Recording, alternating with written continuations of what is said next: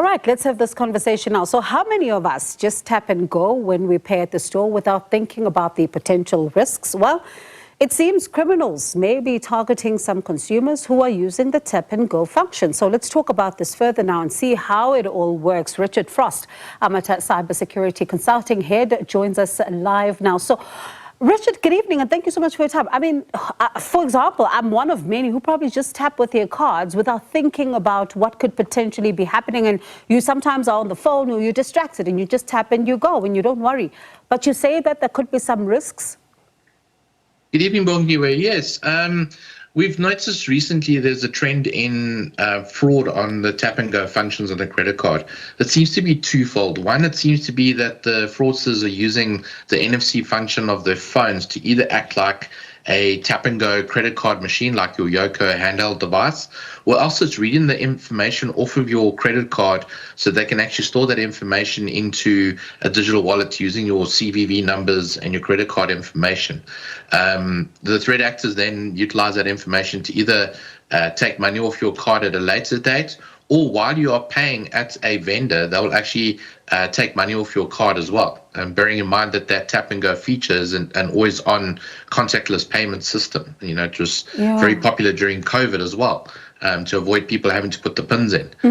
So the guys have kind of figured a way around that now and actually turned the smartphone almost into a credit card machine to be able to steal money. So how do you turn then, your smartphone as a scammer to be able to do this so that, consumers do understand how it all works?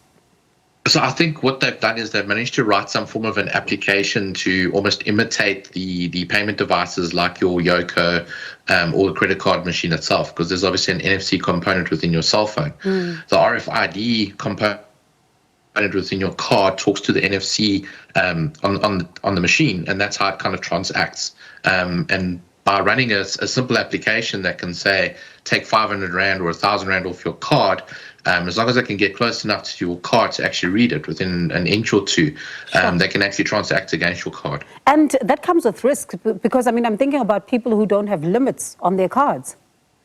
Absolutely, and I think, if you look at some of the banks that are out there, they're already starting to disable the tap and go function. However, it seems that some of the protocols that are put in place by banks, some of the card machines themselves that have like the request for PIN numbers, they're bypassed by these applications as well. So while the banks themselves are enforcing, the payment controls on their end, the machines that the fraudsters are using seems to be able to get around those controls. So, Richard, there's some people, of course, who opt for having their cell phones with them in order to use it to pay. You're tapping and you're going. How risky is this, if at all, and how safely do we use our phones?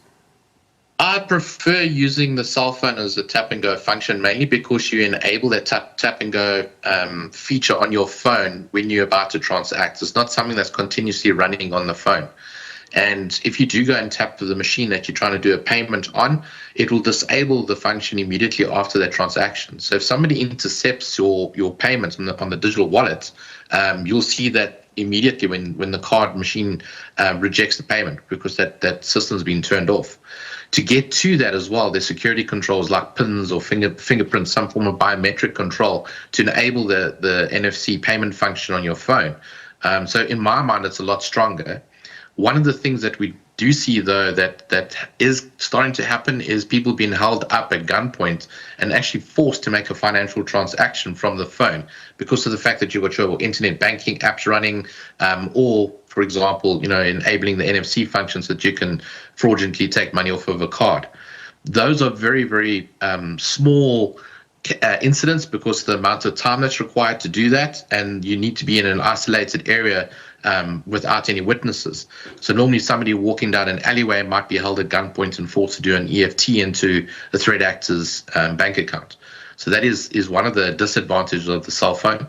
But from a payment, the tap and go payment, we find that the digital wallets and cell phones are actually more secure than the credit cards. You can't steal the information as easily as you can from the card itself. So what advice then do you have for someone like me, for example, who's still skeptical to use their phones in order to be able to pay and still prefers their cards, so that I can be able to trust and use it wisely? I think one needs to disable the actual chip within the device, the card itself, from being able to do the tap and go functions, just to minimize that risk. And for people that are a little adverse to using their phones, I think it's definitely got more controls in place right now. I mean, things might change in next year. They might bypass those security features on the phones as well. But right now, the digital payment system on your watch or on your phone is more secure than credit cards. All right, Richard, it sounds like, there's a lot that we still need to know as far as how these scams are working and also how we can then better safeguard ourselves. But thank you so much for arming us with information. At least now I can be at ease. That was Richard Frost, Armata Cybersecurity Consulting Head.